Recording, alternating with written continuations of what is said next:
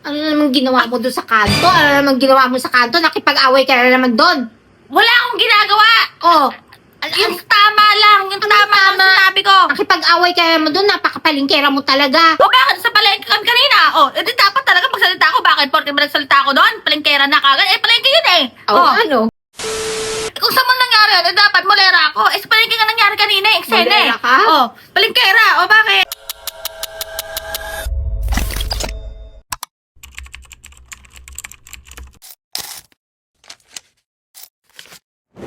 So, ayun nga mga batang helmet, hindi na tapos-tapos tong issue ha, kay Yusek Attorney Claire. Ano ba naman tong mga troll na to? Hindi na ba kayo nagsasawa? Hindi. Wala na ba kayong pera? Wala na ba kayong mahita? At si Yusek Attorney Claire na lang talaga yung kinokontent nyo? At Eh, yun ang assignment nila. Attorney Claire. yun ba yung assignment Oh, nyo? Si Auntie Claire ang assignment mo, ha? Okay. Tirahin mo. Pero yun nga mga batang helmet. Pag hindi mo natira si Auntie Claire, Wala ka sweldo. putik ka, no?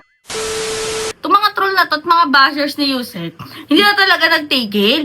Diyos ko, talagang hinahalungkat nila ang baol. Pero ayan nga, nakapilit nilang nilalabas yung issue na yun. Matagal na yan eh. Hindi nga issue yan eh, yung kaganapan yan, Bidjugapur. Sinugot na rin yan during the press con. Multiple times nang sumagot si Auntie Claire, si Auntie Claire talaga, si Yusek Attorney Claire regarding dyan. Kinuwento na niya kung ano yung pinag-ugatan nga niyan, yan yung video na yan. Yung Swiss place na nga yan eh. Hindi Oo. nga yan yung buo talaga. Yun yung pinapalaganap nila sa TikTok at hindi talaga sa nagsawa. Diyos ko, dahil Ipag-file pa lang ang kaso. Iniimbestigahan pa lang. Ipag-file pa lang ang kaso para hulihin. Walang warrant of arrest. pero, ayun nga, Bidjugapur, kung napanood nyo, napakinggan nyo yung DCMM guesting ni Yusek, kinuwento na naman yan, in-explain na naman niya doon yung nangyari. O, ayan, panoorin nyo sa mga hindi nakakaalam. Pinaglaban ko yon kasi at that time, yung girlfriend ni client ko. So medyo may war sila, yung anak nila iniwan sa driver. So si Boylet, yung kliyente ko, nalaman niya iniwan na sa driver kasi flight stewardess yung babae. So, kinuha niya yung bata.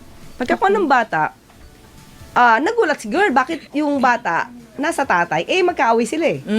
So, ang ginawa niya, sabi niya, mag-usap tayo. Sabi niya, sige, yung bata, pinadala ko sa psychologist para kung may trauma or what, diba?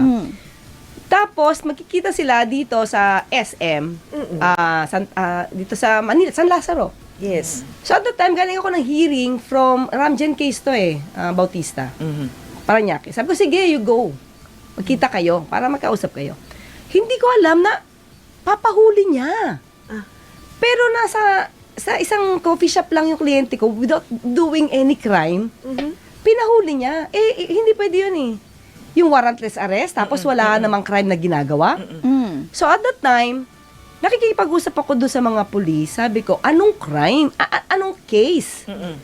Secret daw. Confidential. Yusek, pwede ba yun? Hindi pwede. Unang-una, magsabihin mo sa mamang pulis na, pahuli to. Pangalawa, hindi i-declare.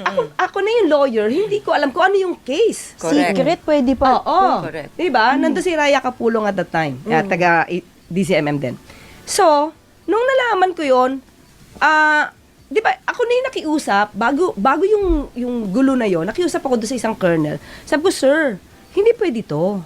Walang case eh, hindi ko alam. Saka hindi pwedeng warrantless arrest dito na walang ginagawang crime. Tapos sabi niya, so pagbaba ko, yung mga pulis na dinig ko, ipakulong na yan, referring to me. Pati ikaw. Lawyer ka na nun, Oo, di ba? that's why. Sabi ko, so anong kasalanan ko? Nasa video yan eh. Pero putol yan eh. Sorry para sa Inquirer, medyo putol po yung video na yan. Oo. Na putol yung medyo mahalagang portion dyan. Interesting. Sabi ko, anong kasalanan ko? Ipakulong nyo ako, ipagtanggol kliyente ko? Yan yun. So, before that, may nakausap ako, ayoko naman, namayapa na siya. Sabi ko, sir, hindi nyo to pwedeng ipahuli. Sabi niya, pwede sa amin kahit ano. Ay, hala. Pero Power wala yun trip, walang media doon Okay. Ha? Sabi ko, sir, para magkaiba yata yung inaral natin. Oo nga. Parang absent ako yung sa sinasabi niya. Absent ka nung Parang absent ako, di ba? Meron power pa akong ganun tripping. Tapos, sabi ko doon sa sekretary ko, kunan mo lahat ito. Kasi doon pa lang sila nagpe-prepare ng complaint. Kunan mo lahat ito. Kailangan may pruweba. Dapat may pruweba ako eh. Correct. Oh. Para lalo sila nagalit. So, ang ginawa nila is, pinakulong ako, sinampahan ako ng obstruction of justice. Ang masama, sinama pati asawa ko si Chuck. Nawala. Nandun lang. Kasi he was there Talaga? kasi siya yung nag-drive for me. Was that talagang, and mga kamaritres, for those who are listening right now, no, this is a very, kasi nangyayari talaga to. Yes. So malay nyo, naku, wag naman sana mangyayari to sa inyo, kaya makinig tayo kung ano dapat gawin, kasi bawal pala to, no, unang-una. Pag warrantless of arrest, dapat unang-una may ginawa kang krimen. Okay, that's If you were one. just in the mall, sipping your own coffee, di ba? Eh, anong crime? So dapat i-inform ka pag hinuhuli ka kung anong crime. Anong crime? Yes. Hindi anong pwedeng crime? secret. Oo. So, Yusek, may maitanong ko lang, So, in that situation, sabihin mo ng meron sa ating mga manonood, na they find themselves sa sitwasyon where Namin. you found yourself Yes. at that time. Ano ang warrantless arrest? Baseless Okay. pati. Oh, So, pwede ba yun? ano, Yusek, ang advice ninyo na Dapat kailangan Oo. gawin? Actually, una-una, syempre, pag warrantless, unang-una dapat caught in the act kayo sa crime na ginagawa niyo. Correct. Yan. Pangalawa, kahit hindi kayo nakita ng pulis, pero kumbaga parang meron siyang knowledge na it was committed. It had been committed. Halimbawa, So yun nga, may kliyente nga noon. Ang kliyente nga ni Yusek dyan, yung lalaki, Bidyo ka pa. Tapos yung Junakis kasi, nandito sa poder ng nanay, di ba? Tapos ayan, basta ang haba, ang daming kwento. Basta ang point doon, mga kabatang helmet, yung in-splice na video nitong mga troll na to. Na ang pinakita lang, yung nandun na sa presinto, Bidyo ka pa, di ba? Ayos ko naman, kahit sino namang abogado, ito yung kliyente mo, pagtatanggol mo talaga yung karapatan yan. Diba? Alam nga naman manahimik ka eh. Ikaw nga yung abogado. Kaya nga, diba? Tapos, eto pa. Syempre, alam ni Yusek kung ano yung tamang proseso. Tamang proseso ba yung ginawa nitong mga kapulisan? Na bigla na lang nagkaroon ng, warrantless arrest, diba? Oo. Ano ba yung mga nakapaloob kapag may warrantless arrest, diba? Ay, naku, Bidyo ka pa. Napanood ko nga yung interview sa DZMM. Napaisip ako, Ano naisip ko? yung police station na yan, Alam mo yun? alam nyo ba, meron, talaga hindi. Saan daw yun? Yung malapit nga daw doon sa NBI. Ay, parang alam ko din yun. Meron ako. Nako, binaon ko na nga sa baul ko yung karanasan ko rin dyan. At hindi na talaga ako babalik din dyan. Diyos ko, parang nakaka-trauma ng mga panahong yun. Oo.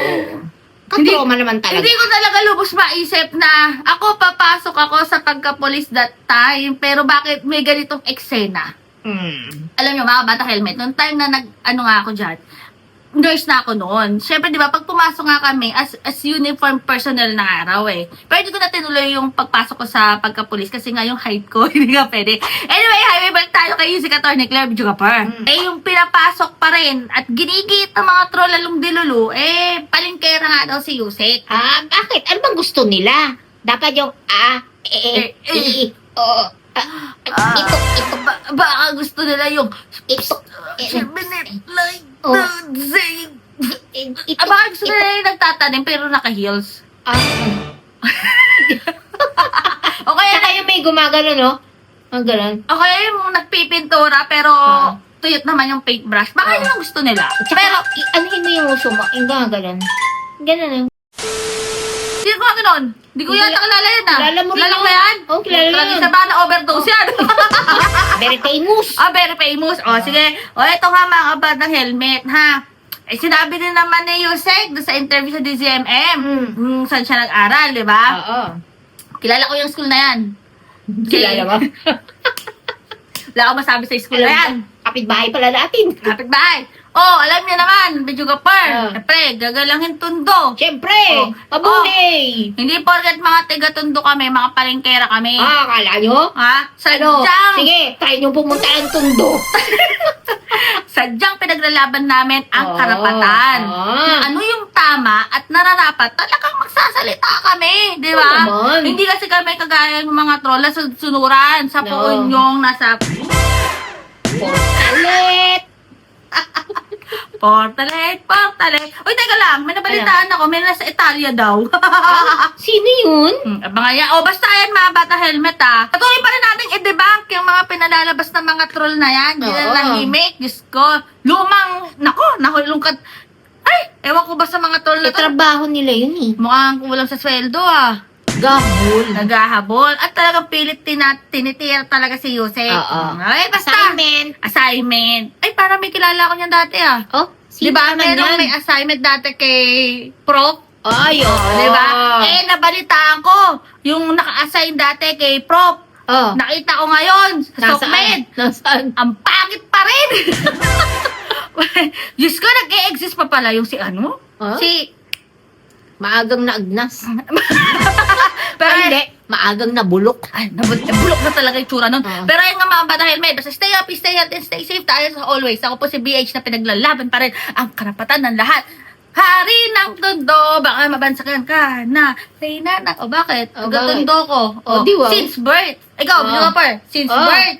Ako po si videographer. Ano ka? Taga-Tondo din. Taga-Tondo. Lahat kami taga-Tondo. Ano? Punta kayo din sa Ano? lugar namin. Ano?